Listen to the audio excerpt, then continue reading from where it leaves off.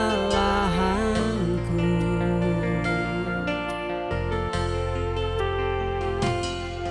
Jauh ke dalam tubir laut Kau melemparkan dosaku. Tiada Kau perhitungkan kesalahanku. Betapa besar kasih pengampunanmu Tuhan. Tak Kau pandang hina hati yang hancur.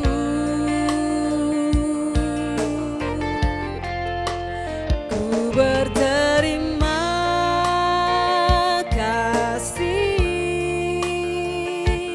kepadamu ya Tuhan.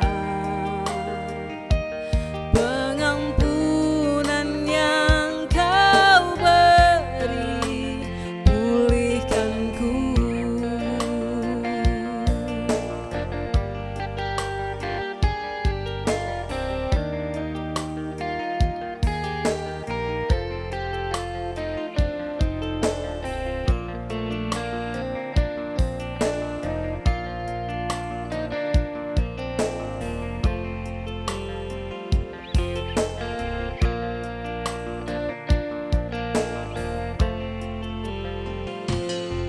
Sejauh timur dari barat Engkau membuang dosaku. Tiada Kau lihat lagi kesalahanku.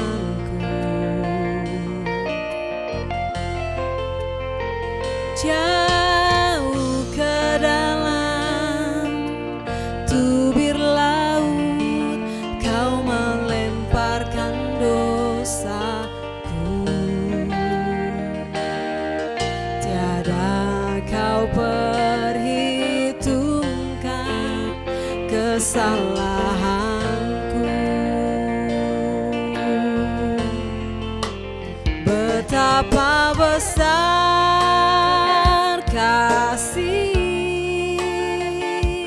pengampunanmu Tuhan. Tak Kau pandang hina hati yang hancur.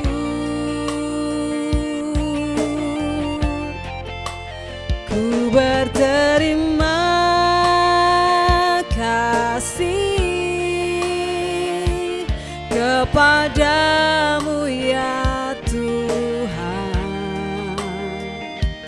Pengampunan yang Kau beri pulihkanku.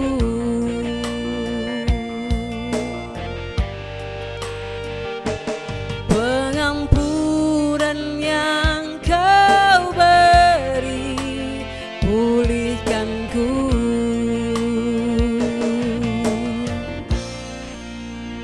Salve umat Kristiani Katolik yang terkasih dimanapun Anda berada. Senang sekali pada kesempatan ini bisa berjumpa kembali dengan Anda bersama saya Yuli Giawa. Dalam perjumpaan kali ini kita akan berbincang-bincang tentang sebuah tema yang tentunya selalu mempunyai hubungan dengan kehidupan kita sehari-hari, yaitu berbahagialah mereka yang tidak kehilangan harapan. Dan tentunya untuk mengulas atau membahas tema ini telah hadir bersama saya yang menjadi narasumber kita pada saat ini, Ibu Reine Febriana Koraak, SS MSI. Beliau seorang pembimas Katolik di kantor wilayah Provinsi Gorontalo. Untuk itu kita langsung saja menyapa beliau. Salve Bu. Salve. Apa kabar Bu? Puji Tuhan luar biasa. Mantap ya. Di tengah-tengah kesibukan di kantor Ibu bisa menyempatkan diri untuk bergabung dengan kami di studio pada saat ini. Ya, tadi saya sudah menyampaikan kepada pemirsa di rumah tentang tema yang akan kita dalami dalam perjumpaan kali ini. Berbahagialah mereka yang tidak kehilangan harapan.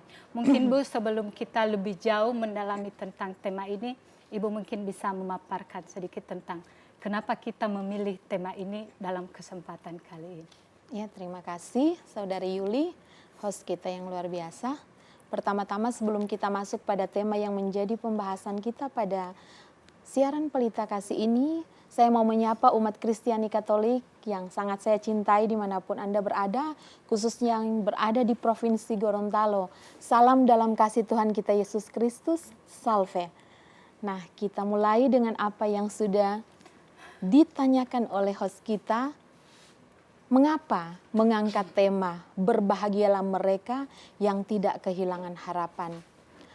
Tema ini adalah tema untuk Hari Kakek Nenek atau lansia sedunia yang dicanangkan oleh Paus kita yang sudah almarhum, Paus Fransiskus, yang dirayakan setiap hari Minggu keempat di bulan Juli.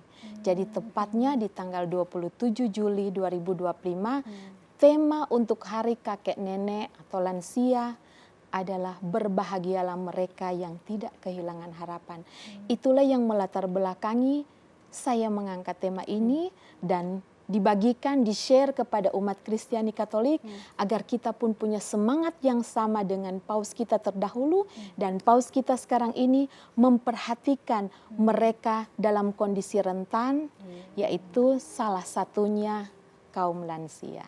Oh, luar biasa, ternyata Ibu langsung memiliki kepedulian untuk membahas tentang yang sudah lanjut usia kakek nenek. Ibu, ini memang baru tahun ini atau sudah dari tahun-tahun sebelumnya? Untuk Hari Kakek Kakek Nenek ya, atau Hari Lansia ini dicanangkan oleh Paus Fransiskus almarhum tahun 2021. Jadi ini sudah tahun kelima kita merayakan secara khusus, perhatian gereja secara khusus untuk kakek nenek, untuk para lansia yang diperingati secara khusus di bulan Juli pada minggu terakhir.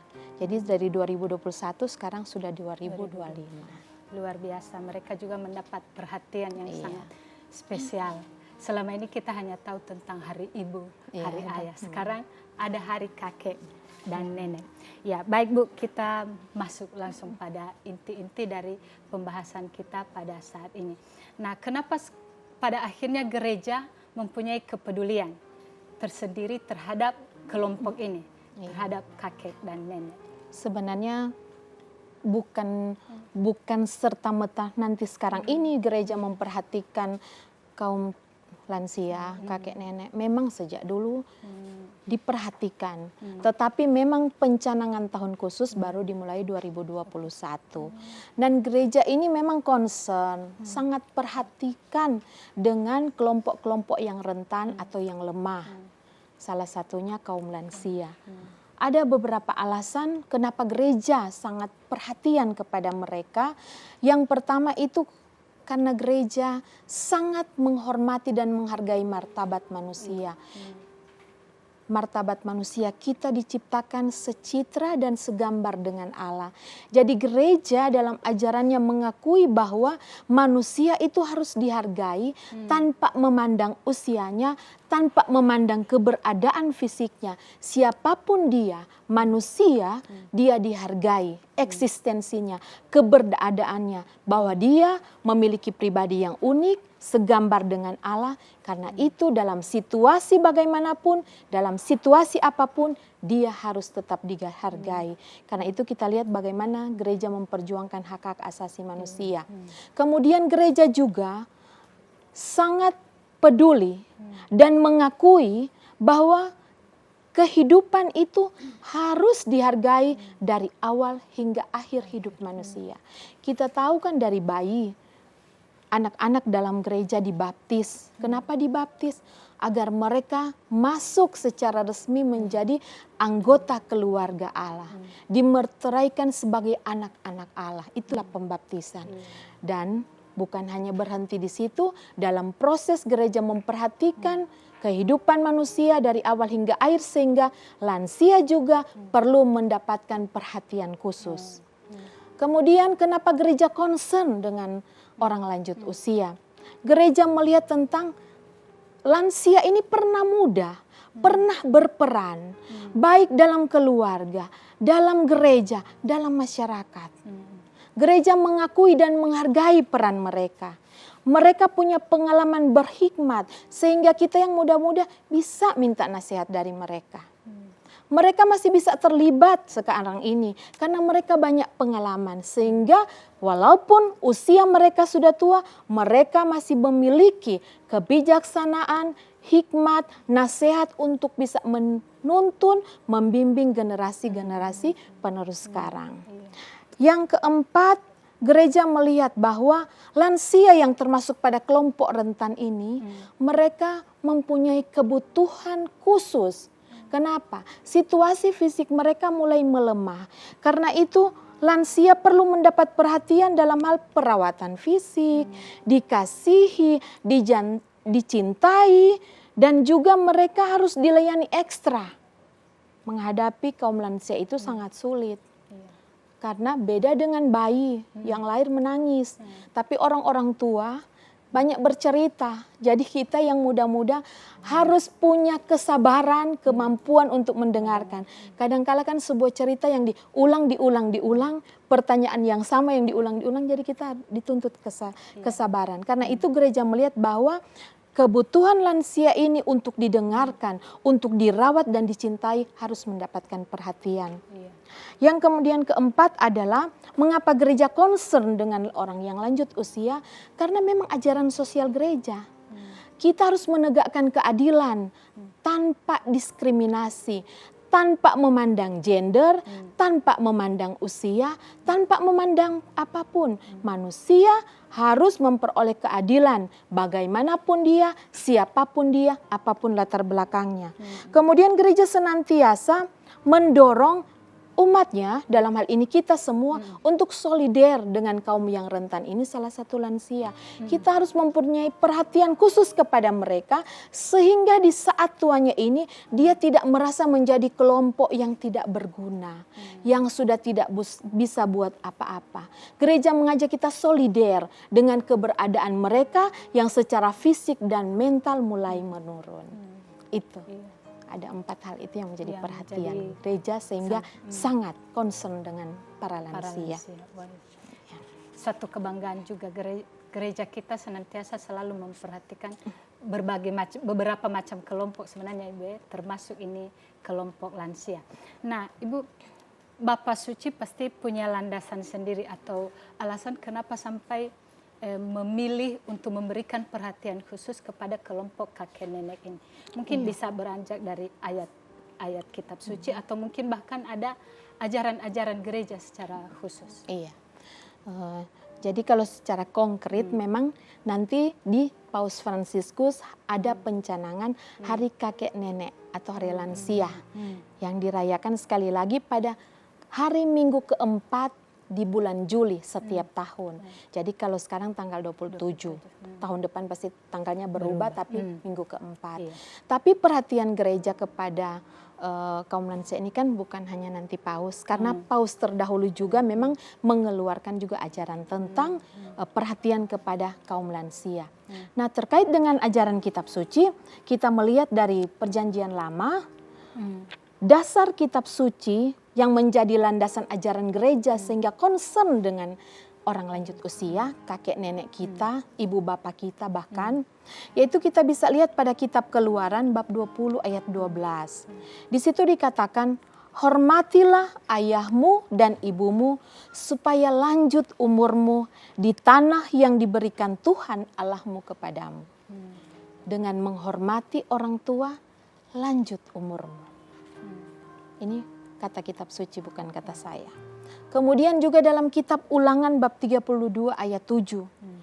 Ingatlah pada zaman dahulu kala, perhatikanlah tahun-tahun keturunanmu yang lalu. Tanyakanlah kepada ayahmu, maka ia memberitahukannya kepadamu. kepada para tua-tuamu, maka mereka mengatakannya kepadamu. Bagaimana kita bisa tahu baptisan pertama di Gorontalo? Tidak mungkin ditanya pada saya yang baru 22 tahun di sini. Tapi ada orang tua-tua di Gorontalo yang bisa kita tanyakan. Tokoh umat Katolik tua-tua di Gorontalo. Kita bertanya, jadi bukan mereka tidak berguna. Pengalaman mereka, pengetahuan mereka penting untuk kita saat ini sehingga kita bisa mengenal sejarah. Contohnya sejarah gereja Katolik di Gorontalo awalnya siapa yang dibaptis dan kemudian boleh berkembang sampai saat ini dan tahun depan akan kita rayakan 150 tahun baptisan pertama di Gorontalo. Siapa bisa tahu itu di orang-orang zaman kita, tua-tua kita. Jadi peran penting dan kitab Ulangan bilang itu. Ayub juga katakan demikian dalam kitab Ayub bab 12 ayat 12. Konon hikmah ada pada orang yang tua dan pengertian pada orang yang lanjut umurnya. Tapi kadang-kadang anak-anak kan bilang, mau tahu apa mama, mau tahu apa papa. Kadang saya juga seperti itu. Karena kita merasa kita yang lebih tahu. Padahal ada banyak pengalaman hidup mereka yang mungkin tidak akan pernah kita kecapi. Ada pengetahuan mereka yang tidak pernah kita akan tahu selain bertanya pada mereka. Pengalaman hidup lama di dunia itu beda cara memaknai hidup dengan kita yang baru. Mereka yang telah banyak makan garam dalam kehidupan dengan kita yang baru-baru ini. Toh, kadang kita putus asa, lemah, tapi kuatnya mereka orang tua kita dalam perkara hidup mereka yang berat, mereka bisa sampai pada saat ini dan itu menjadi bekal kita untuk kita belajar dari mereka. Mereka menjadi sumber iman kita, menjadi sumber inspirasi kita untuk menjalani kehidupan kita. Itu perjanjian lama. Perjanjian baru juga Yesus datang menggenapkan dan itu semua ditulis dalam kitab perjanjian baru. Kita bisa melihat dalam Injil Matius bab 19 ayat 19 dan juga dalam Injil Markus bab 10 ayat 19, juga Injil Lukas bab 18 ayat 20. Semuanya sama mengatakan hormatilah ayahmu dan ibumu. Itu pun yang tertuang dalam hukum 10 hukum atau perintah Allah. Perintah yang keempat, hormatilah ayah ibumu. Jadi itu memang perintah Tuhan yang diturunkan kepada Musa toh. Iya.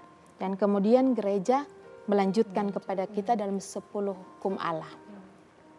Dan juga pada surat Rasul Paulus kepada jemaat di Efesus bab 6 ayat 1 sampai 3 dikatakan, "Hai anak-anak, taatilah orang tuamu di dalam Tuhan, karena haruslah demikian. Hormatilah ayahmu dan ibumu. Ini adalah suatu perintah yang penting seperti yang nyata dari janji ini, supaya kamu berbahagia dan panjang umurmu di bumi." Sekali lagi, panjang umur, bahkan bahagia dengan menghormati orang tua. Itu dasar kitab suci. Landasan kitab suci ini tertuang dalam ajaran gereja yang salah satunya ensiklik, surat Paus. Bisa juga dikatakan bahwa khotbah Paus, seruan Paus itulah ensiklik. Dan bisa dilihat dalam ensiklik Christi Fideles Laici, ensiklik yang ditulis oleh Paus Yohanes Paulus II tentang panggilan dan misi kaum awam. Dokumen ini menekankan pentingnya menghormati dan melayani lansia serta mengakui kontribusi mereka kepada masyarakat. Yang kedua, ensiklik Familiaris Consortio yang ditulis lagi oleh Paus Yohanes Paulus II, ensiklik yang bicara tentang peran keluarga Kristen di dunia modern, di mana juga dikatakan di situ peran penting keluarga dalam merawat dan mendukung lansia. Ya. Baik, Bu, nanti kita lanjutkan lagi pembicaraan. Umat Kristiani Katolik yang terkasih, pembicaraan yang semakin menarik ini akan kita lanjutkan setelah pariwara berikut ini. Tetaplah bersama kami dalam program Pelita Kasih.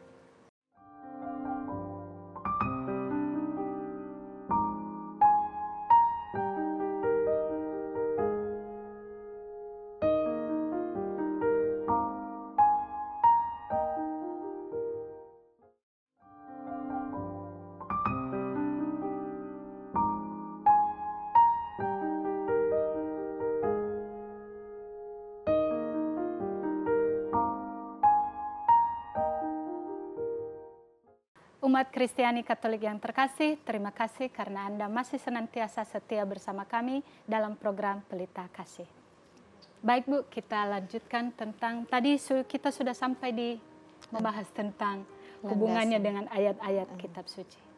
Iya. Kita lanjut. Jadi dari ayat-ayat kitab suci tadi yang kita dengarkan dan ajaran gereja, ensiklik gereja Christi Fidelis Laity dan Familiaris Consortio sungguh-sungguh menunjukkan kepada kita bahwa perhatian kepada gereja ini adalah inti juga dari perwartaan Kristus. Bahwa perhatian gereja ini adalah perintah Kristus kepada gereja. Gereja itu siapa? Bukan hanya paus, uskup, pastor, tapi kita juga kaum awam. Kita umat, kita juga mengambil bagian untuk mengejawantahkan pesan kitab suci dan pesan magisterium gereja tadi. Kita menghormati orang tua kita, orang lanjut usia, itu bukan pekerjaan yang sia-sia belaka. Karena kitab suci bicara juga dengan menghormati ayahmu dan ibumu, panjang umurmu di bumi ini. Engkau akan dianugerahi lanjut usiamu juga. Akan bahagia, dan apa yang kita berikan kepada orang tua kita, kita yakin dan percaya jika kita diizinkan lanjut usia juga di bumi ini, maka apa yang kita lakukan akan diteruskan oleh anak cucu kita. Karena teladan yang baik, ajaran yang baik adalah apa yang kita lakukan daripada yang kita katakan. Anak-anak akan melihat bagaimana perlakuan mama papanya kepada kakek neneknya daripada sekedar mama papanya mendikte. Harus hormat pak mama, harus hormat papa, hormat oma, harus hormat opa. Tapi dalam kehidupan sehari-hari mereka melihat orang tua mereka tidak menghormati kakek dan neneknya. Justru tanpa mengajar anak-anak kita dengan kata-kata, tetapi setiap hari mereka disuguhi dengan suasana kasih dalam rumah di mana orang-orang tua, kakek nenek mereka dihormati, disayangi, dirawat dengan baik oleh orang tua mereka, dalam hal ini papa mama, itu akan tertanam. Nilai yang mereka lihat dari sehari-hari dalam perbuatan teladan orang tua itu lebih terinternalisasi dalam hati daripada sekedar kata-kata masuk kanan keluar kiri, seperti itu. Nah, dengan ajaran kitab suci tadi, maka semoga kita semakin terpanggil untuk senantiasa memperhatikan mereka yang dalam tanda petik lanjut usia, papa mama, oma opa, atau siapapun yang dalam situasi itu yang kita kategorikan lanjut usia yang membutuhkan perhatian. Seperti Jadi itu. dalam kehidupan sehari-hari itu praktek yang bisa anak-anak tiru dan akhirnya bisa mereka lakukan dalam seiring berjalannya waktu nanti di dalam kehidupan keluarga. Jadi luar biasa Ibu. Sebenarnya tema ini benar-benar sangat relevan dengan kehidupan kita sehari-hari. Entah itu dalam lingkungan keluarga besar, dimanapun setiap keluarga berada. Nah, tadi sudah diulas tentang sampai kenapa tema ini diangkat, bahkan sudah disangkut pautkan dengan ayat-ayat kitab suci, ajaran gereja. Nah, pada umumnya gereja tidak hanya menyuarakan, tidak hanya berkata-kata, tetapi gereja juga harus bertindak. Nah, kira-kira Bu, dalam kelompok ini langkah-langkah konkret apa yang sudah gereja, khususnya gereja Katolik, lakukan dalam memberikan perhatian secara khusus kepada kelompok lansia ini? Iya. Ajaran gereja Katolik pada umumnya selalu menempatkan martabat manusia. Itu di atas segala-galanya. Karena martabat manusia itu, kita manusia diciptakan secitra dengan Allah sehingga perlu dihargai dalam situasi apapun, bukan dalam ada apa, tetapi bagaimana adanya. Nah, salah satu dengan perhatian kepada kaum lansia. Secara konkret memang yang tadi di awal saya katakan bahwa secara konkret perhatian gereja terhadap kakek nenek yang lansia ini boleh bilang digaungkan secara sah dan resmi tahun 2021 itu oleh Paus Fransiskus dengan mencanangkan setiap minggu keempat di bulan Juli itu adalah hari kakek nenek, hari lansia, dan hari panti asuhan sedunia. Jadi secara khusus memang sudah punya hari sendiri. Kayak itu kan ada hari ibu, hari ayah, ini hari kakek nenek. Itu oleh Paus Fransiskus. Karena apa? Karena memang kita tahu bahwa Paus Fransiskus ini dalam kehidupannya dia memang sungguh memperhatikan kaum-kaum terpinggirkan, orang dalam penjara, mengunjungi anak-anak panti asuhan. Dan kalau sekedar itu hanya bentuk kunjungan tanpa legitimasi, pasti juga tidak menjadi gerakan bersama dari umat Katolik. Nah, karena itu Paus lewat pencanangan pada 2021 itu sebagai hari kakek nenek, Paus mau mengajak umat Katolik untuk mengubah bentuk karya pastoral. Tentunya ini disuarakan kepada gereja partikular, Bapak Uskup yang kemudian turun ke pastor paroki dan selanjutnya ke kita umat, yaitu kita harus mengubah bentuk pastoral kita. Bentuk pendampingan kita, merubah cara pandang kita, pelayanan kita kepada para lansia. Lansia kalau kita dengarkan kadang ada sebutan-sebutan orang bilang itu kelompok laskar tak berguna. Itu sering kan kita dengar. Kadang dibilang juga lansia itu beban hidup. Mereka itu kelompok-kelompok umat pasif karena sotua ngana sayang. Itu ungkapan yang sering kita dengar ketika orang mau sebutkan situasi para lansia. Nah, Paus Fransiskus mengajak kita semua umat Katolik melihat mereka bukan kelompok pasif.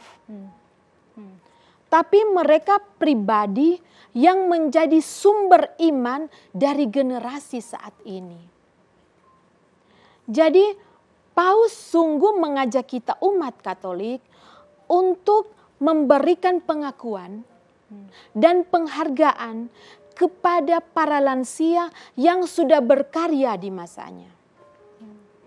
Misalnya saya contohkan, saya seperti ini. Karena apa? Karena orang tua saya pimpinan umat.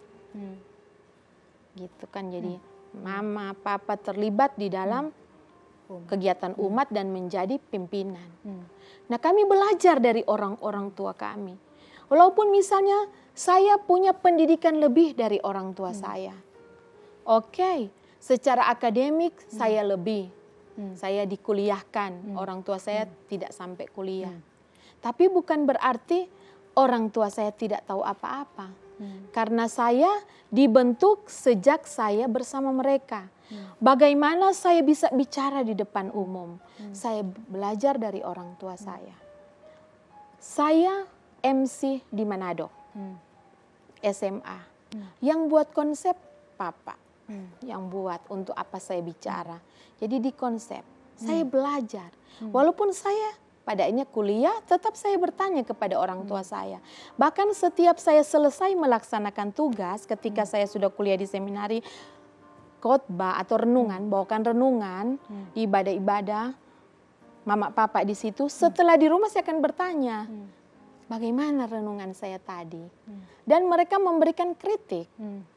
Tadi terlalu panjang, tadi contoh seperti ini, kayak begitu. Jadi makanya saya terbiasa kalau mendengar kritikan, karena memang setelah melaksanakan tugas pelayanan pulang di rumah seperti begitu. Misalnya kalau pengantar MC, tadi MC terlalu panjang pengantarnya, kasih kurang sedikit berikut. Nah, ketika misalnya renungan, contoh tadi terlalu panjang DP cerita, pendek-pendek saja DP cerita, baru kemudian orang tua saya tidak belajar setinggi saya di seminari.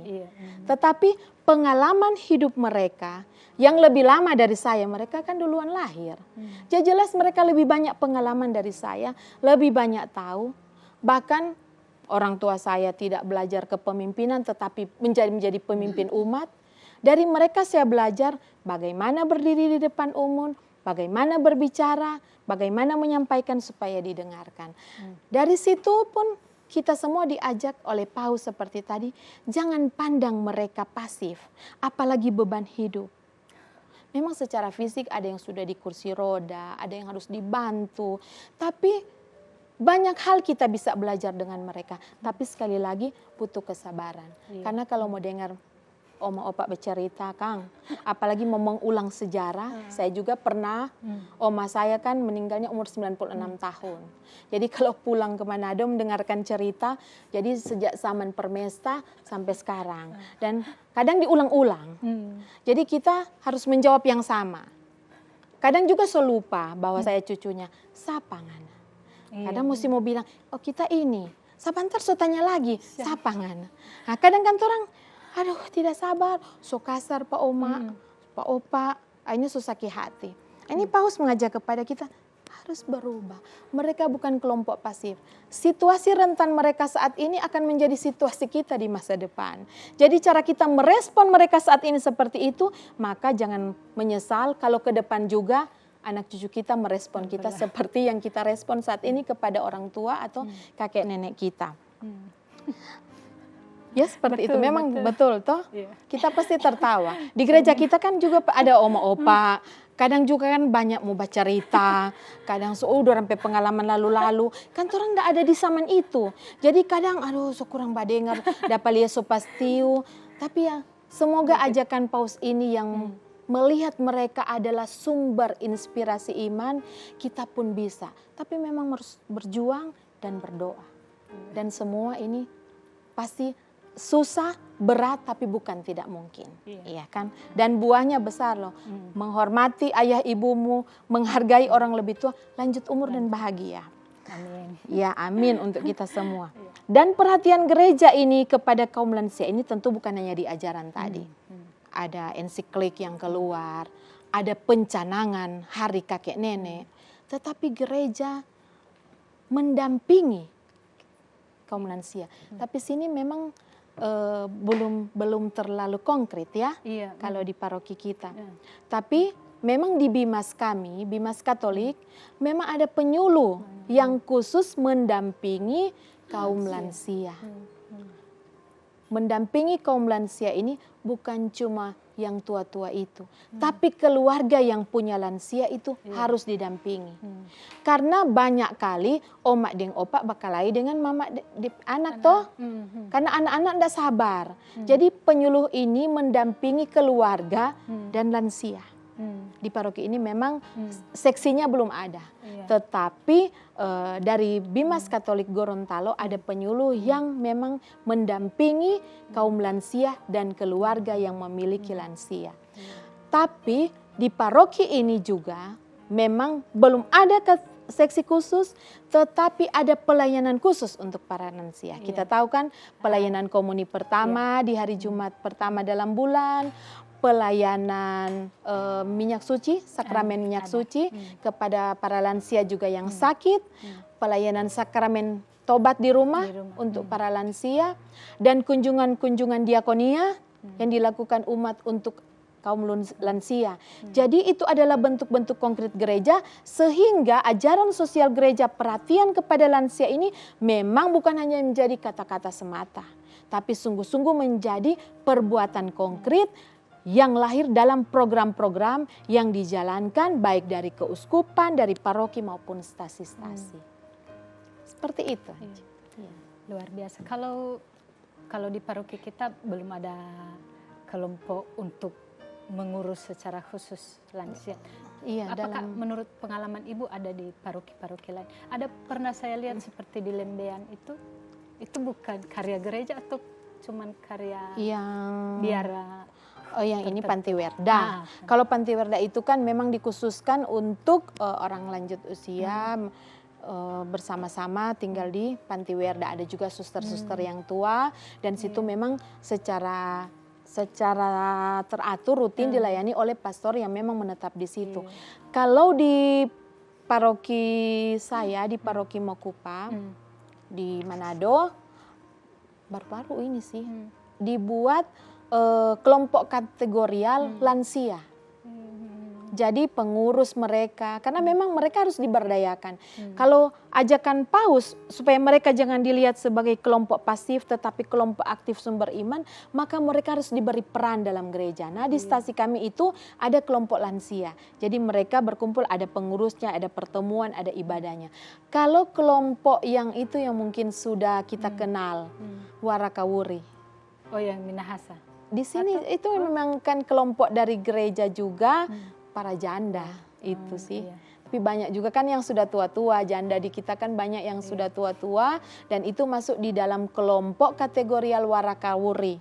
Jadi mereka berkumpul juga di situ, itu menjadi tempat mereka wawan hati, sharing sehingga menjalani masa tua dengan gembira. Mantap. Iya. Ya, baik Bu, nanti kita lanjutkan lagi setelah berikut. Umat Kristiani Katolik yang terkasih, pembahasan tentang tema pada saat ini akan kita lanjutkan setelah pariwara berikut ini. Tetaplah bersama kami dalam program Pelita Kasih.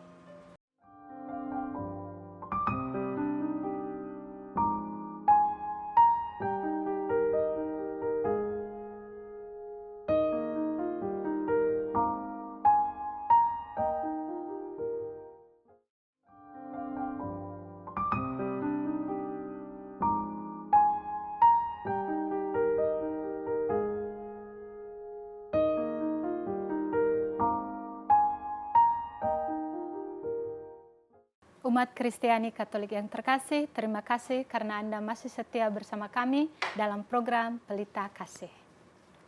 Baik Bu, tadi Ibu sudah mengulas tentang kaitan dengan kitab suci, bahkan dengan langkah-langkah konkret yang dilakukan oleh Gereja Katolik dalam hal memberikan perhatian secara khusus kepada kakek dan nenek kita. Nah sekarang mungkin dalam hari-hari hanya itu Bu, memiliki tema dari tahun ke tahun biasanya tidak sama kan. Iya. Kalau untuk tahun 2025 ini yang nanti kita rayakan atau apa itu tanggal 27 Juli, kira-kira tema untuk tahun ini apa? Iya. Sebelum kita melihat tema dari Hari Kakek Nenek Sedunia yang dicanangkan di dalam gereja kita, di negara Indonesia pun ada perhatian kan, kita tahu. Setiap tanggal 29 Mei kita merayakan Hari Lanjut Usia Nasional. Setiap tanggal 29 Mei. Jadi oleh negara diberi perhatian juga. Dengan tema yang barusan tanggal 29 Mei itu adalah Lansia Sejahtera, Indonesia Bahagia. Bayangkan. Luar biasa kan? Bahwa negara kita pun memberikan tempat yang penting dari para lansia ini. Jika mereka sejahtera, maka kita bahagia. Itu pun yang diangkat gereja Katolik pada tahun ini, tema yang sudah kita bahas, yang menjadi topik pembicaraan kita pada pertemuan ini, yaitu berbahagialah mereka yang tidak kehilangan harapan. Berbahagialah mereka yang tidak kehilangan harapan. Jadi di sini kita lihat ada kaitan nasionalnya, lansia bahagia, lansia sejahtera, Indonesia bahagia. Dan gereja kita bilang berbahagialah mereka yang tidak kehilangan harapan. Nah harapan kita bersama apa? Harapan kita tentu kita semua sejahtera. Dan ini diangkat untuk lansia kita. Berbahagialah mereka yang tidak kehilangan harapan karena banyak orang tua hampir putus harapan. Apalagi orang-orang tua yang berada dalam kesendirian. Dulu mereka punya slogan, ya dulu kita dengar, banyak anak, banyak rezeki. Pada akhirnya banyak anak juga tua tinggal sendiri. Bukan banyak rezeki, bahkan banyak yang dilupakan. Iya kan? Jadi memang kita di tahun ini oleh paus kita diajak untuk membangun harapan orang tua kita. Jangan sampai mereka kehilangan harapan. Karena bahagia tidak ditentukan dengan apa yang kamu miliki. Kamu punya rumah, kamu punya mobil, kamu punya uang, kamu punya sesuatu. Coba berkunjung. Kalau biasa mendampingi orang-orang tua pasti berkunjung. Sanang opak rumah besar, mobil. Tapi kenapa opak pemuka dapat lihat susah-susah? Nya ada suara anak-anak. Opak merasa sendiri. Tidak bisa dihibur oleh rumahnya, tidak bisa dihibur oleh mobilnya. Tetapi dia ingin walaupun hanya sapaan lembut, pelukan lembut dari anak-anaknya. Itu kebahagiaan orang tua, orang lanjut usia. Nah, berbahagialah mereka yang tidak kehilangan harapan. Kita harus mendampingi orang-orang tua di lanjut usia mereka supaya mereka tidak kehilangan harapan. Orang tua saya di Manado, termasuk sudah lanjut usia. Karena menurut Kementerian Sosial, 60 atau 65 tahun itu kan sudah masuk lanjut usia. Orang tua saya 77 tahun. Biar kuat-kuat, tetap Iya, lanjut masih usia. kuat. Kami 3 bersaudara. Yang pertama saya di Gorontalo. Yang kedua di Papua. Yang ketiga memang di Manado, tapi tidak di kampung. Tidak di rumah. Di kota Manado mengurus usahanya. Puji Tuhan sekarang bisa VC. Tapi zaman dulu, puji Tuhan biar seminggu sekali cuma mau cek. Kadang kalau telepon tidak puas, kalau saya dengar, halo, duh, pada sakit, VC, ada sakit. Sama gitu kan batanya. Dan ya puji Tuhan dengan alat yang teknologi yang luar biasa ini, dengan kita bisa VC, jadi yang jauh jadi dekat toh. Bisa lihat orang tua pemuka kalau senang-senang, aduh puji Tuhan ada sehat-sehat papa, sehat-sehat mam, iyo sehat. Kalau sudah palias sedih-sedih, kia padang sedih-sedih. Begitu, oh begini, begitu toh. Jadi orang mesti tahu bahasa orang tua. Kadang kan ada anak-anak, saya melihat sendiri, mengalami sendiri. Kalau orang kan waktu masih dulu-dulu, anak-anak kan tahu minta toh pak orang tua, mau sekolah minta jajan, minta beli baju. Tapi sekarang kasihan Kang orang tua, kadang cuma minta juga nyandak mau dapat, Kang. Kan orang mau bilang kalau mama mau telepon, boleh mau ini, ya nyandak ada. Kadang kan aduh, dalam situasi sesulit apapun, saya selalu ajarkan pada adik-adik saya bahwa harus bisa penuhi. Saya tanpa bicara minta, kalau sobat cerita di telepon mulai ini itu saya mengerti. Oh iya, oke, beres Madar, tenang saja Madar, sumpah gitu aman, sudah setahun tidak perlu bilang. Tapi kadang ada yang perlu mau bilang kan, mesti mau bersuara baru mau kasih. Saya ajarkan adik-adik saya apa artinya peti mati 30 juta. Tidak berharga lagi kalau kita mau beli kurang peti mati kepada orang tua. Tapi 100.000 yang dia minta saat ini itu lebih berharga. Maka saya dalam situasi sesulit apapun saya tidak pernah mengatakan tidak. Bahkan dalam perayaan-perayaan besar keagamaan, saya selalu sudah menyiapkan kepada orang tua kita. Karena saya jadi seperti ini kan berkat mereka. Dan mereka tidak mencatat pengeluaran terhadap saya. Ya saya pun harus seperti itu. Sebagaimana orang tua sudah merawat dan membuat saya berdiri tegak seperti ini, maka dalam situasi saat ini pun saya harus menjawab apa yang menjadi kebutuhan mereka. Walaupun kadangkala terjadi oma-oma kan, opa-opa. Kan dorang juga so masuk di masa sekarang yang pegang FB, begitu kan. Gaga yang ini, mau suka, begitu kan. Ya begitu-begitu saja juga nyendak mahal-mahal. Walaupun mahal-mahal, orang harus berusaha. Karena kalau nanti mau babanting, dorang bilang babanting, ojo. Kalau terbujur kaku mau apa leh, toh? Sehingga ada kan orang bilang bahwa air mata yang keluar di pusara itu adalah kewajiban yang belum tuntas. Jadi saya selalu bilang ke dua adik saya, kalau mama papa sobat telepon, itu berarti so perlu. Jangan pernah bilang tidak. Mau susah bagaimanapun berusaha. Karena orang dulu susah, tapi dorang berusaha kasih sekolah. Ya toh, torang 3 semua ada sarjana, dengan situasi orang tua seperti itu, bukan gampang dah hidup.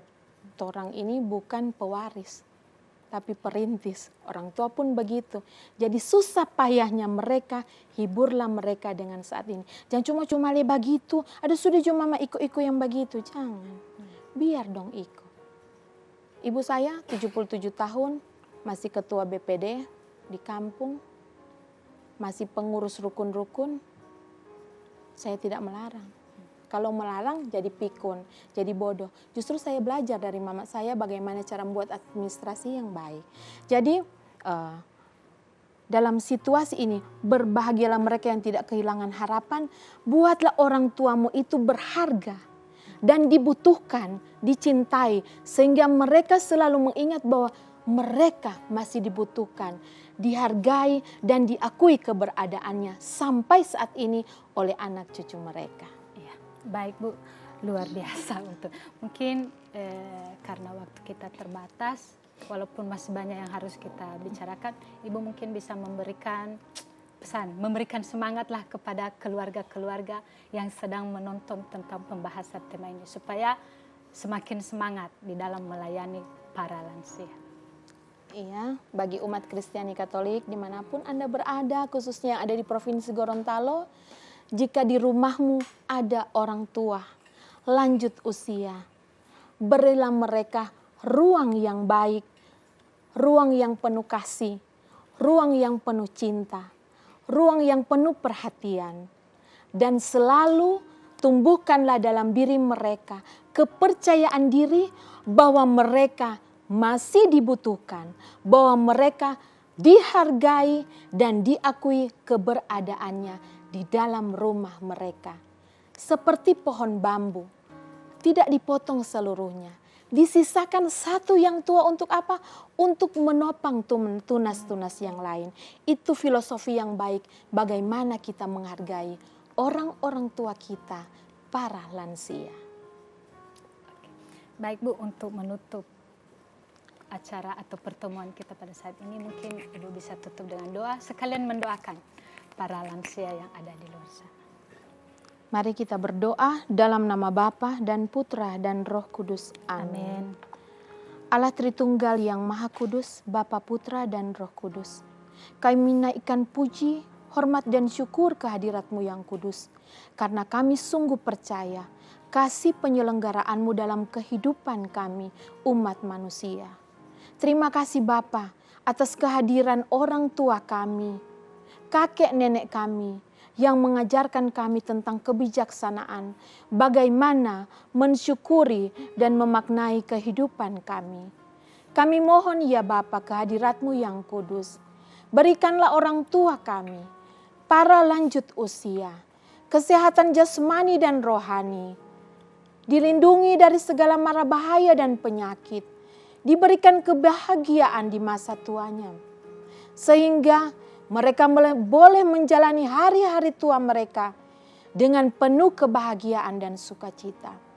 Kami mohon kami juga yang mendampingi orang tua kami, para lansia, diberikan kekuatan, ketabahan dan kesabaran untuk melayani mereka, sehingga semasa hidup mereka bersama kami, mereka tidak kehilangan harapan ataupun putus asa dalam kehidupan mereka, tetapi bersemangat untuk menjalani hari-hari tua mereka. Bapa, kepadamu kami berserah, kami bersyukur dan kami berdoa kepadamu dengan perantaraan Yesus Kristus, Putramu yang terkasih Tuhan dan Juru Selamat kami, yang hidup dan berkuasa bersama Dikau dan Roh Kudus Allah, dahulu, sekarang, sampai selama-lamanya. Amin. Amin. Dalam nama Bapa dan Putra dan Roh Kudus. Amin. Baik, terima kasih Bu untuk kesediaannya memberikan waktu kepada kami di studio dalam program Pelita Kasih. Semoga Tuhan selalu memberkati di dalam tugas pelayanan. Amin. Umat Kristiani Katolik yang terkasih, saya Yuli Giawa bersama semua kru yang bertugas pada saat ini pamit undur diri. Terima kasih, Tuhan Yesus selalu memberkati.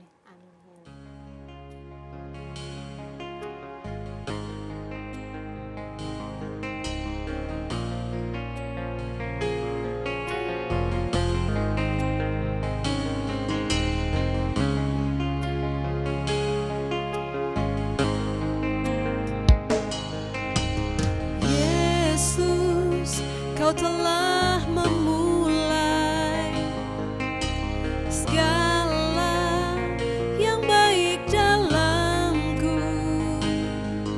Engkau menjadikanku serupa gambaranmu dan berharga di matamu. Yesus, kau telah memulai karya yang mulia dalamku. Kau berikan hidupmu sebagai ganti dosaku, karena kasih-Mu padaku. Sekarang ku memuji-Mu, Allah yang setia, yang tak pernah meninggalkan perbuatan tangan-Mu. Sekarang ku menyembah-Mu, Allah yang mulia, sempurnakan segenap hidupku agar indah bagimu.